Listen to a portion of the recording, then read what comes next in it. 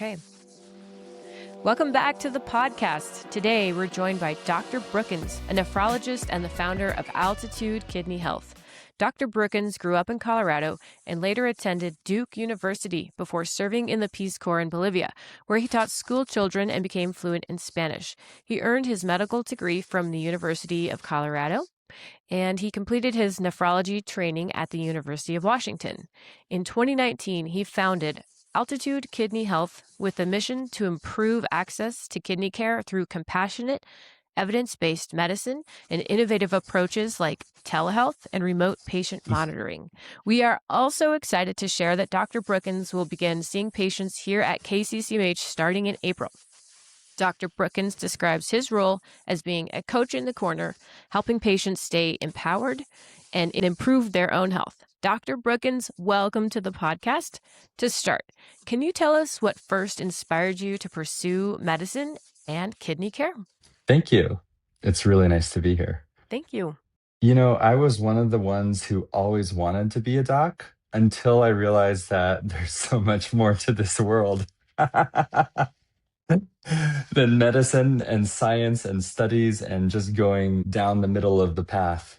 And so I actually chose to be a doc only after I came back to it on my own terms.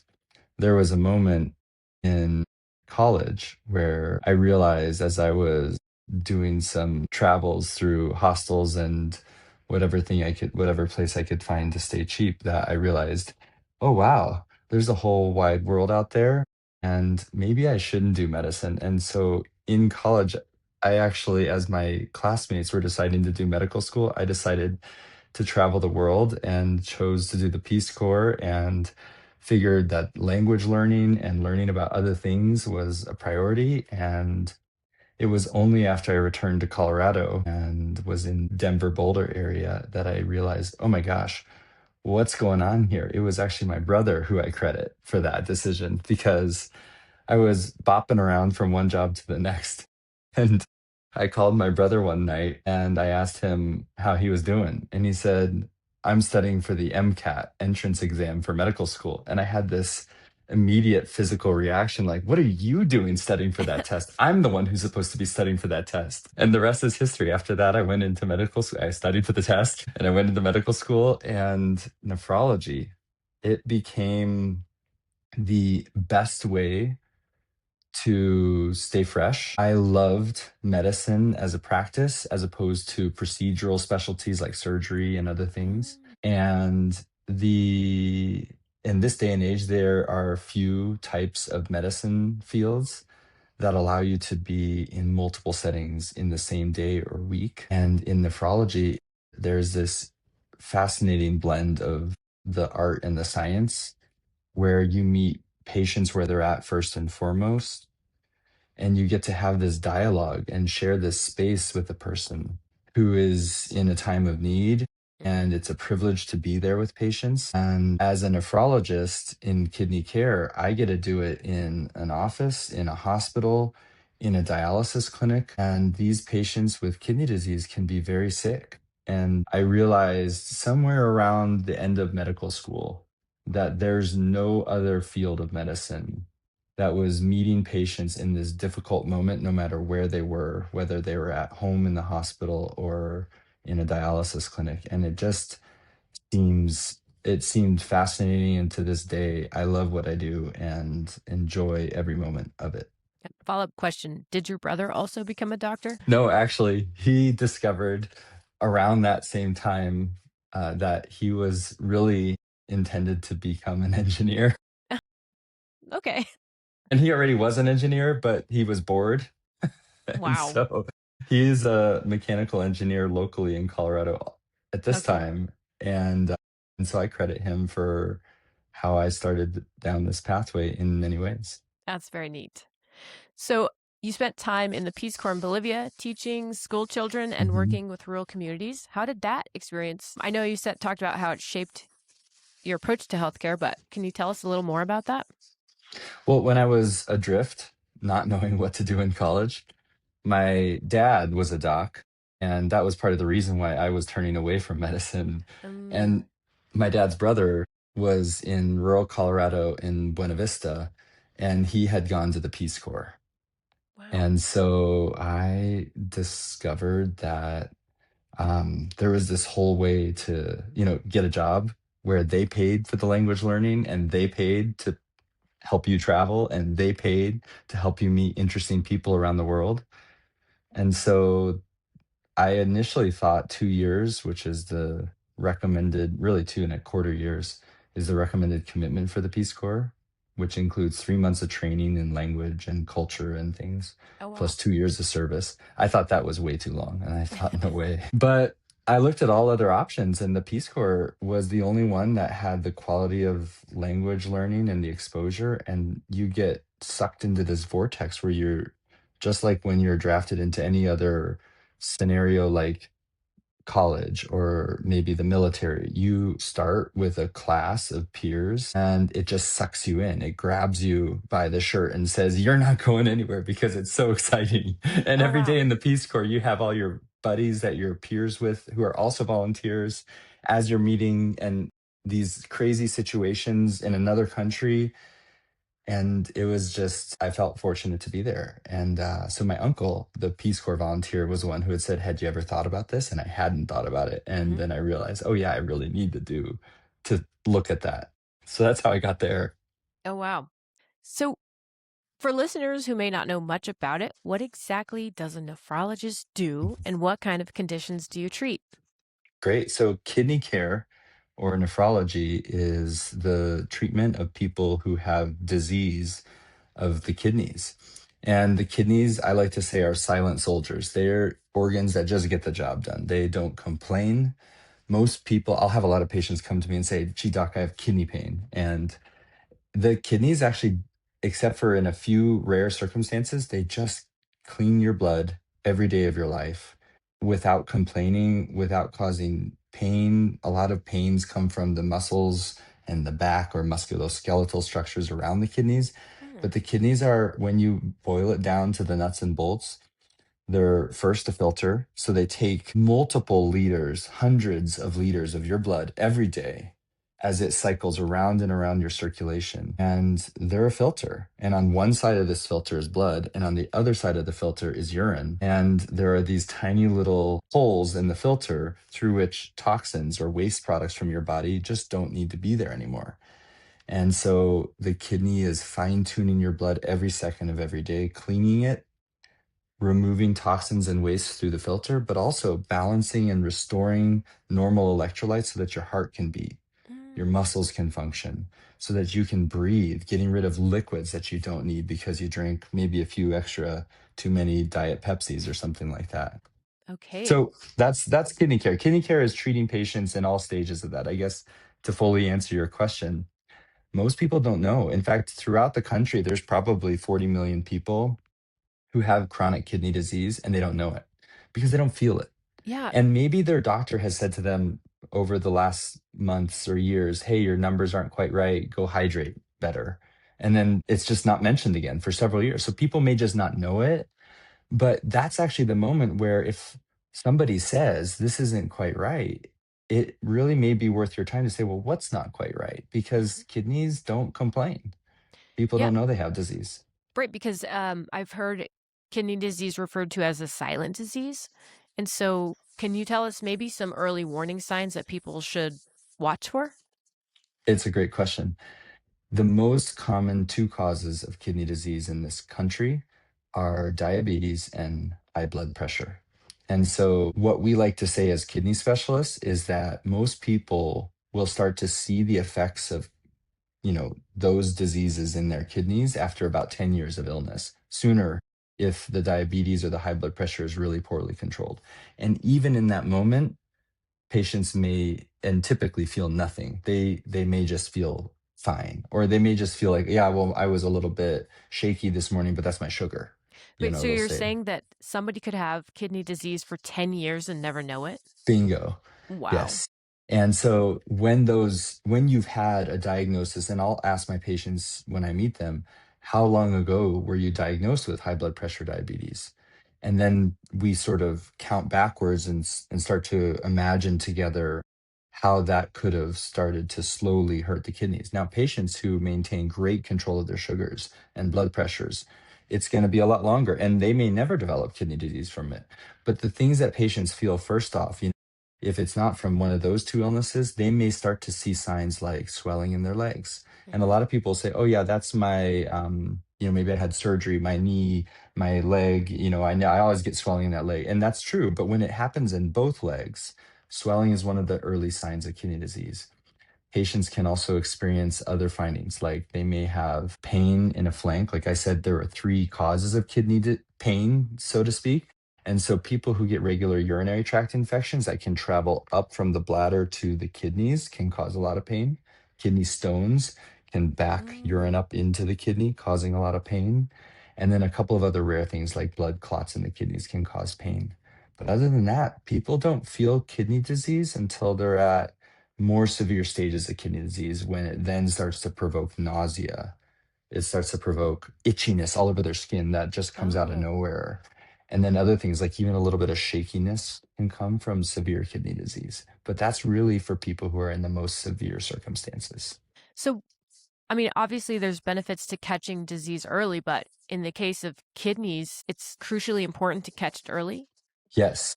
And what we like to say is we can treat people at all stages of kidney disease. And what we pledge to do as kidney doctors is to keep people away from kidney failure, to help stabilize disease. Except because it's a silent illness, it's a lot easier for us to keep people away from kidney failure and complications like swelling that causes fluid to build up to where they are struggling to breathe. These are the signs of a more advanced form of kidney disease.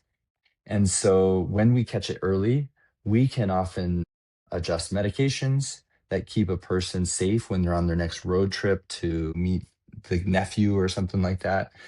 We can help people adjust their diuretics, which are medicines that cause a person to pee more so that the liquid doesn't build up. We can adjust blood pressure pills and talk about what are the regular targets.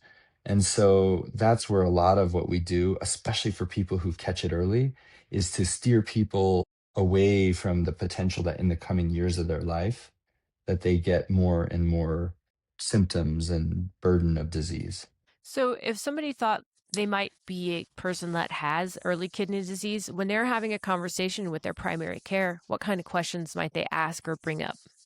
That's great. The conversation so often starts with a loved one, a family member, a friend, maybe a member of your congregation, or your primary care doctor. And so, whether your primary care provider, doctor, nurse practitioner, physician assistant, whether they say something because, hey, your labs aren't quite right, or whether you're feeling unwell and wondering about it, or maybe your neighbor, or maybe your mother or father had kidney disease, talking with your primary care provider about, hey, when you said that my numbers weren't quite right, did you mean anything more specific about that? Following up on that. So just asking, what are the things I can do when you hear that your kidney numbers aren't quite right? That's a great conversation starter with your primary care provider, because not all people with kidney disease need a nephrologist, a kidney Right. specialist. Many primary care doctors and nurse practitioners and physician assistants, they are the leaders in kidney care. They're the front line, they're with you in your communities, they're able to talk to you about what we do as kidney specialists, which is sometimes we just talk about managing blood pressure better, or encourage patients to manage their diabetes better, and or talk to the urologist about managing kidney stone disease that's really painful Yeah. better. And so starts with talking to your primary care providers first, even talking with your people you trust who you share your data about your health first, because then we jump in to really try to complement that so that our message is part of what people have already started to hear. Awesome. And I love that you said that because that's one thing we're trying to inform our community about is just feeling confident and empowering yourself to just have those Hmm. conversations with your primary care provider and Hmm. just, take power of your health. So, It's so true. And I actually want to just say one thing about that, because so many people come into my office in that first visit and they're really nervous. They think it's so bad. And so much of what I personally believe my role is in that moment is not to tell people you're at the end, because so many of my patients are not at the end. Just because their number is wrong or not quite right doesn't mean it's the end. It means that we often have a lot we can do Yeah. together. Oh, that's good. And I do think a lot of times that people are afraid of the worst case scenario, so they Mhm. avoid those conversations just because they're just afraid of what could happen. It's so true. And if you are willing to engage, even if it's just one visit with a specialist, sometimes that's the sort of thing that can empower you with the knowledge to say, okay, I'm taking this back into my own hands Mhm. to protect myself in the future years. So that first visit can be so valuable, doesn't have to be the moment of no return or something like that. It's intended to empower our patients to do better. Absolutely. So I know that you have worked to expand options like home dialysis. What Mhm. are the advantages of home dialysis compared to traditional dialysis centers? Even before I started having conversations with Burlington, I remember when I was in training at the University of Washington, having a couple of really key mentors who said, people survive longer and thrive better on home dialysis. And they really hammered that in. And I saw it with my own eyes. And it's amazing because here's this crazy reality that we're coming from a decade and 2 decades ago, where 90% of patients on dialysis in this country had to go into a dialysis clinic. And 10% of patients were on home dialysis. So you would think, well, that must reflect a recommendation or something like that. But when you poll kidney specialists, 90% of kidney specialists would do home dialysis, and 10% of kidney specialists would go into a clinic. It's the opposite. It's unreal. Wow. And so that was the fact that made me question, why are we doing what we're doing? And I dedicated thereafter myself to learning, why is it that way and how do we reverse it? Because if we, the specialists who know kidney disease, would do a different thing than what we're prescribing for our patients, what's the matter with this situation and how do we fix it? And so when in the last decade or so, groups started crowing about, oh, well, we've gone from 10% to 13%. I was sort of saying with my first job when I moved back to Colorado after training, I was sort of saying 13%, then we were talking 15%. So 15%, I was like, what about 50%? What about 75% people home? And so if you're a patient, you're probably thinking, I'm not trained in medicine. I can't do this to myself. But Yeah. think about riding a bicycle. Think about withdrawing cash from an ATM or learning how to use some function on your smartphone. You know, it probably all felt daunting for bicycle when you're a child, or if you're learning a smartphone, maybe you learned it in the last 5 or 10 years, because your kids obliged you to get one. It's scary. But the Hmm. crazy thing about treating yourself on home dialysis is if you can withdraw cash from an ATM, if you can tie your shoe, you can learn to do home dialysis to yourself in the comfort of your own home. And then when it came to learning about the Burlington and the Kit Carson County and the surrounding county situations, I knew loosely about 5 years ago that there were two dialysis clinics in the vicinity. One was in Burlington, one was in Goodland, Kansas, across the border. And I thought that was great. In fact, I had a colleague that I was talking to about Goodland back in 2016, 10 years ago. And she would tell me about flying out there. And I just thought, that's great. That's really great that you're going. But all of a sudden, when I left my first practice and started Altitude, which later became what we now call Rocky Mountain Kidney Care, I learned that within the space of a year or so, the Burlington unit shut down and the Goodland, Kansas dialysis unit shut down, Hmm. just like that, because financially they were in over their skis or because they didn't appropriately find the way to integrate with the community. And I just thought, wow, that no provider is going out there, no dialysis company is out there anymore. And I just realized maybe they didn't think of it from this sort of patient first perspective of, if I were the patient, what type of dialysis would I want? And they built dialysis units where there are chairs inside a clinic that you have to drive to, Hmm. maybe from your home or your ranch, 50 miles away, 3 times a week. And they imagined it in a slightly different manner, where we say to our every single patient who's staring down the face of a possible dialysis need to survive, that maybe instead, had they said to that patient, how do I work with you in your home to receive dialysis that you and your loved one or your neighbor together offer safely, maybe with the supportive care from a technician or a nurse who's a few miles away at the Kit Carson County Hospital. That could be done.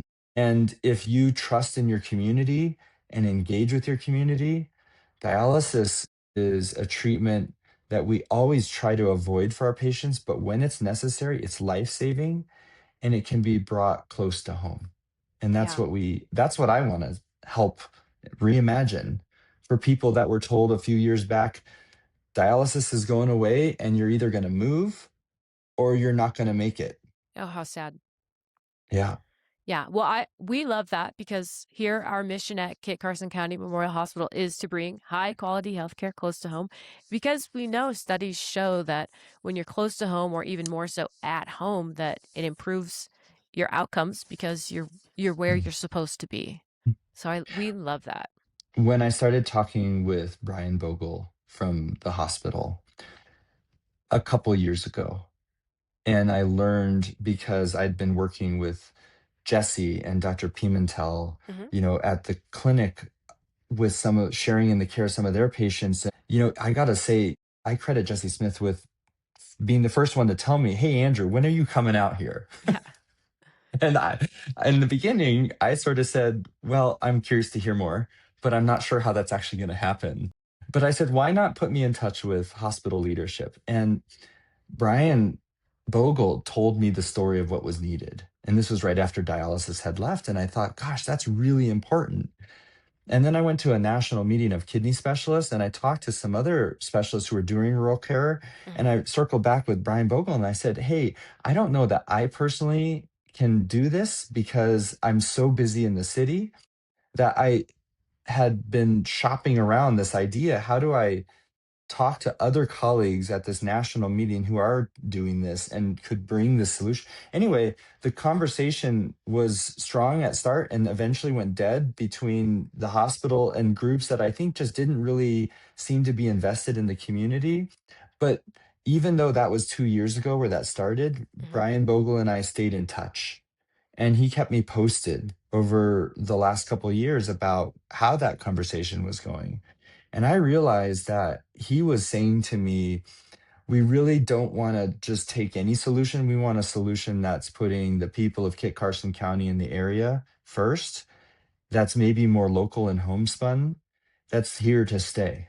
And so then I started having conversations on an increasing basis with my partners saying, the right thing for me to do, because I've been for the last 7 years since I started as Altitude, then Rocky Mountain Kidney Care, I've been doing rural care in the mountains in Summit County. And I started saying to my partners a couple years ago, I think I could do this, but I got to cut back my time in the city. Oh no. So making that logistical reality happen took some time, but we're there. And I now have the support of my whole practice and I've got a really engaging conversation going with the whole hospital. And having toured it and met the teams, including the referring providers in Hmm. primary care and beyond in Kit Carson County and the area, I've learned that this is really, to me, the priority about what I want to pursue and what I think could be thoughtfully addressed if Oh, we that's take it amazing. together as a community.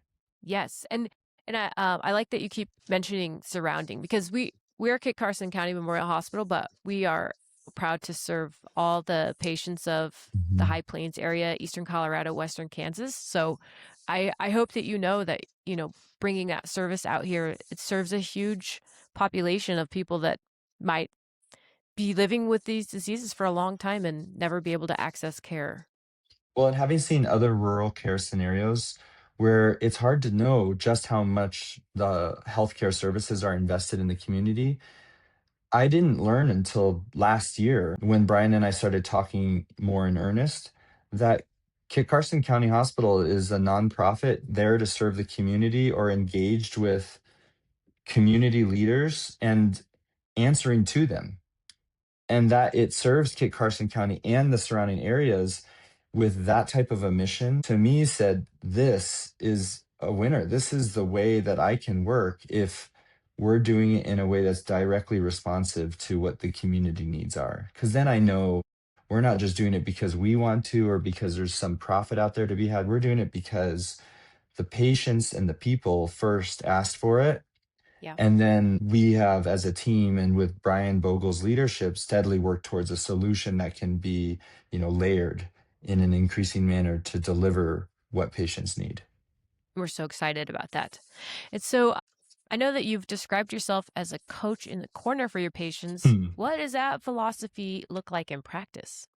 I love that question. What I do when I meet a patient is I ask the first thing out of my mouth every time I meet a patient is, why don't you tell me your story? Because it starts with that moment of disarming a patient who's thinking, I'm going to have to go into that doctor's office and I'm just going to have to sit there and take it and they're going to tell me and I'm not going to like it. Right. I mean, I'm a patient. I feel that way sometimes when I go to my doc. And when you start a visit asking the patient, what have you heard? Where does the story begin for you? Where have you felt concerned? Because it's not the same thing that the primary referring provider is concerned about oftentimes. Patients have their own concerns, and we don't always ask as providers. Hmm.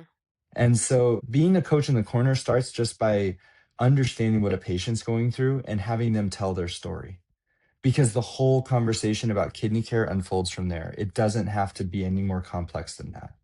And then what I bring to the table with my knowledge of how to treat kidney disease, it simply dovetails into whatever a patient tells me, these are my deal breakers, these are my goals, these are my concerns, and the plan of kidney care unfolds from there. So more about empowering patients to take care of their health and it's their journey and you just help them along the way. That's right. When I was a student in my very first year seeing patients, I had one patient tell me in a hospital bed at Denver Health. She told me, don't be so Pollyanna, because I tried to maintain a positive attitude just generally. And I realized that even though I say that we're there to meet patients where they're at, patients are walking a tough road. And so sometimes the tough road requires hard to hear information. And it requires sometimes even a tough message. So we don't shy away from that. But every time that, at least I can speak for myself, that I deliver a message, whether it's a supportive message or a tough message, it is only after I've heard a patient tell me what they want and what they need. And after we have shared data about what their body tells me. Because I don't take any pleasure in telling a person a reality that's not true. I often show my computer screen to patients. I simply show my patients what their body is telling me.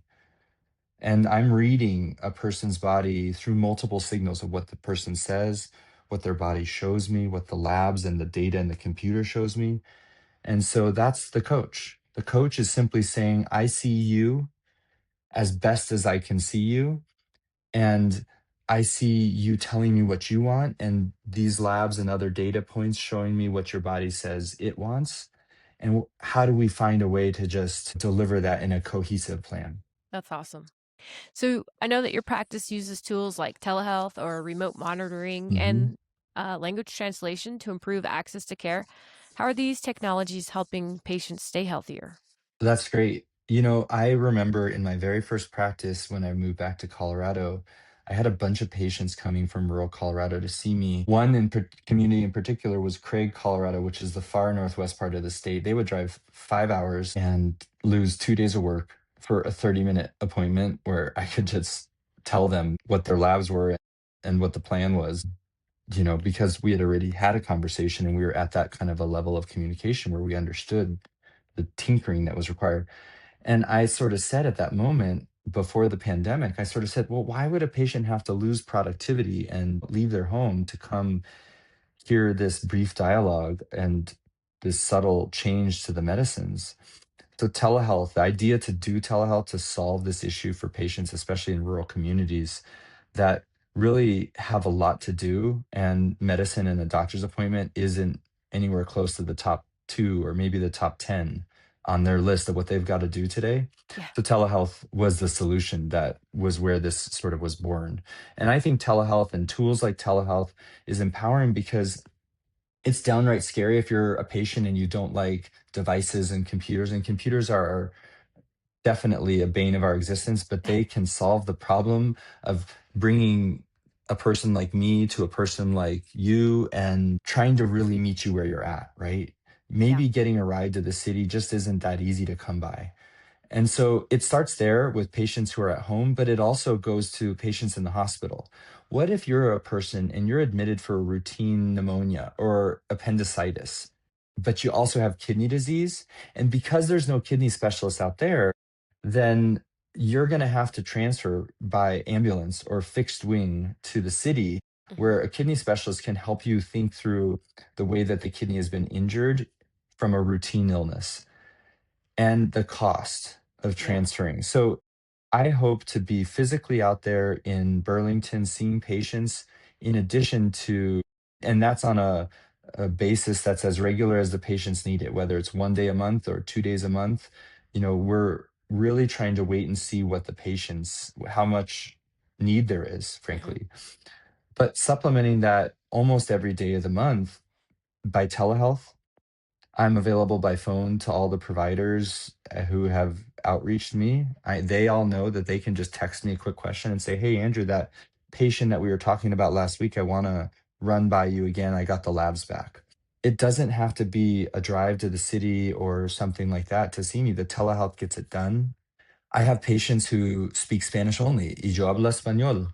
Qué bien. And when I speak Spanish, a lot of my patients simply say to me the most simple thing that made the difference for them about our visit was not what I prescribed, not what I told them about the diagnosis, not what I spent time educating about. They just say, "Thank you for speaking my language," Mhm. because that means all the world to me. Like if you have this moment of fear that you're seeing a provider and then you can dialogue with that provider in a language with words that you understand, it makes all the difference. Yeah. And so, my grandpa was from Puerto Rico, my grandma was from Dominican Republic. And so, I just realized, shoot, if I don't learn Spanish myself, Mhm.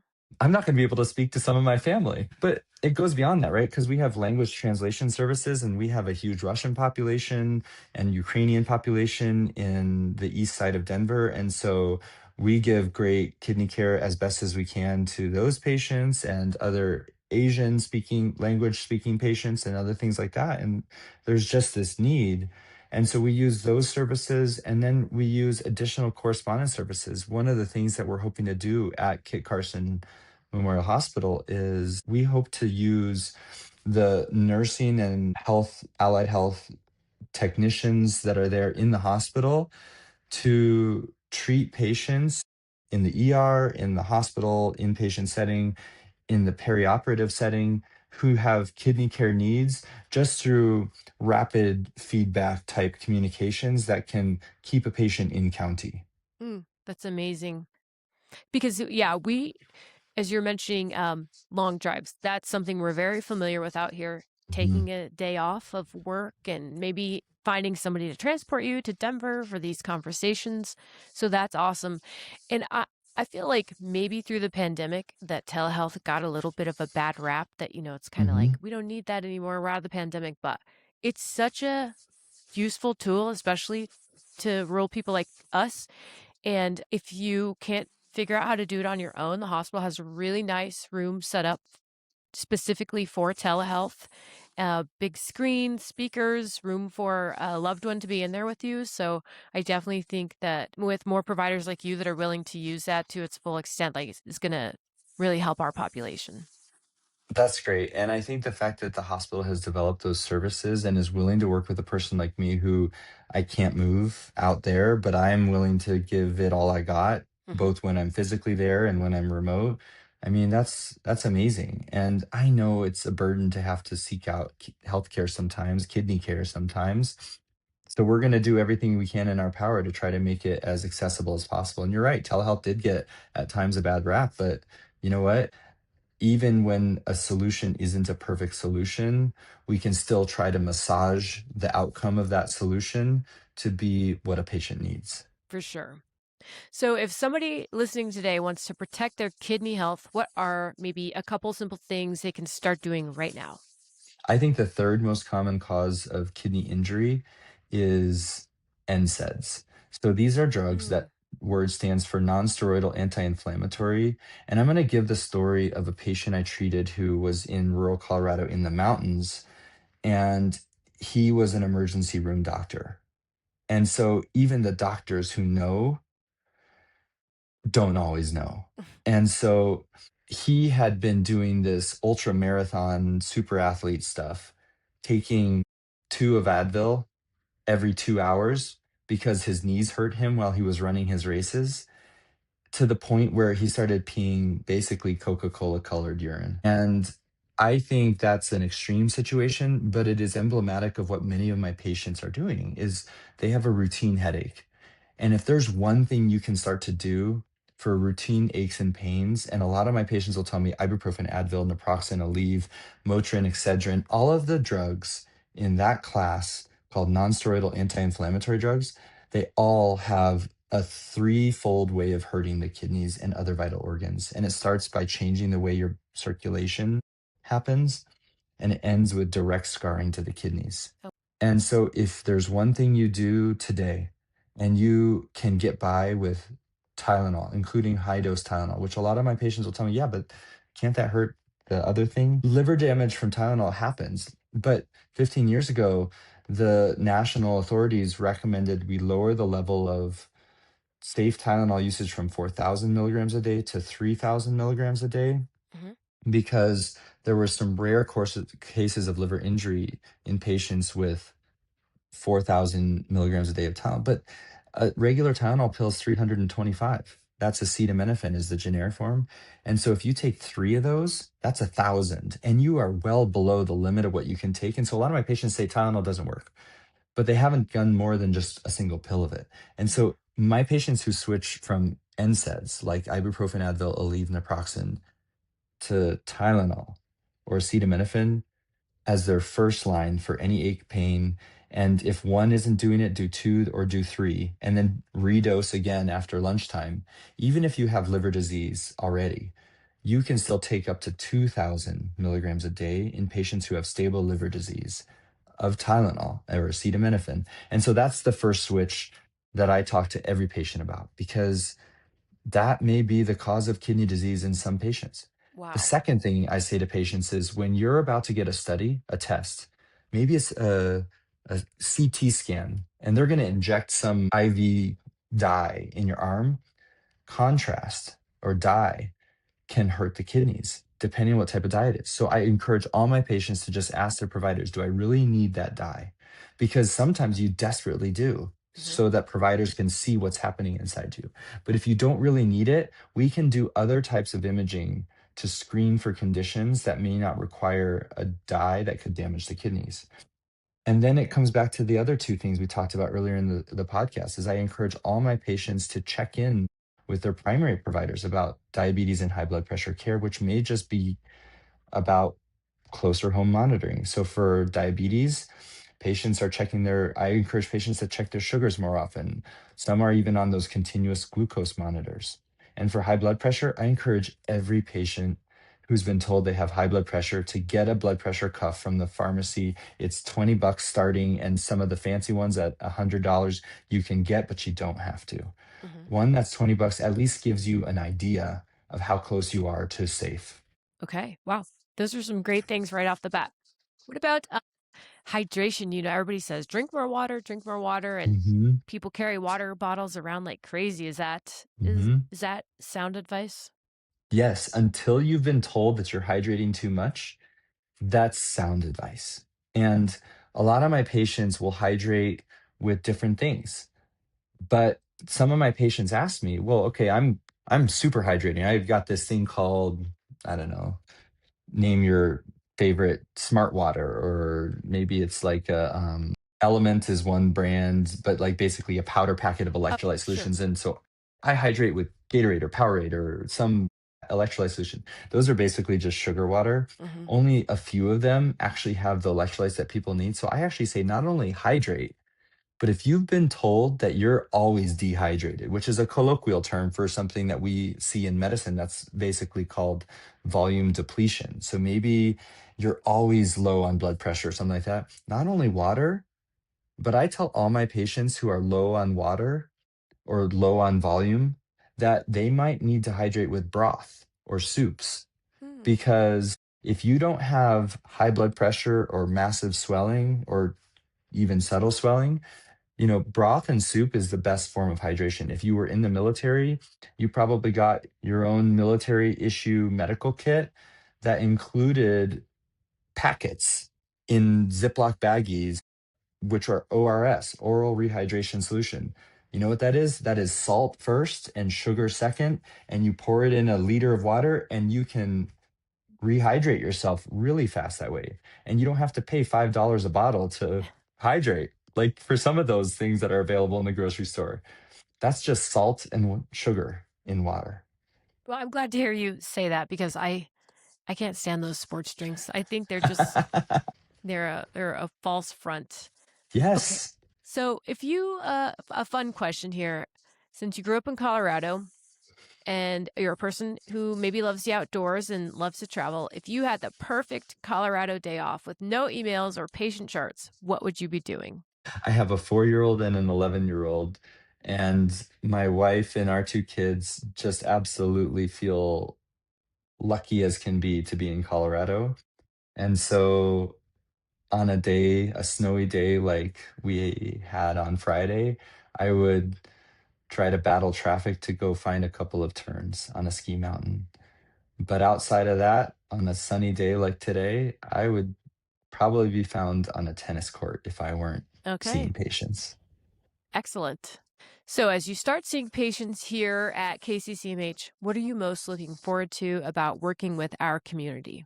In the beginning of any new alignment, I think just learning. I want to learn what the surrounding areas, starting at Carson County, what they need. I mean, I've been here, I was born at Swedish Hospital. I've grown up in Colorado my whole life, and I feel like I know the state pretty well, but I don't know it enough. And so I'll start just by learning and hearing providers tell me, hospital staff and leadership tell me, and patients tell me what is it that they need, because you guys know what you need the best. And so if we can adapt our service to what is best or most important for you, then that's what we'll do. But I also think it's more specific. We imagine a 3-stage rollout based upon what I've started to learn is needed already. So we're starting with a kidney clinic, and that's for people who are safe to be at home, but they still need to see a kidney specialist for advice and evaluation of their kidney disease.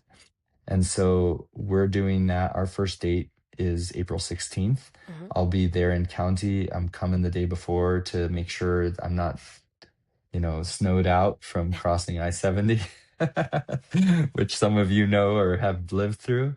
And I'll do office starting April and going monthly.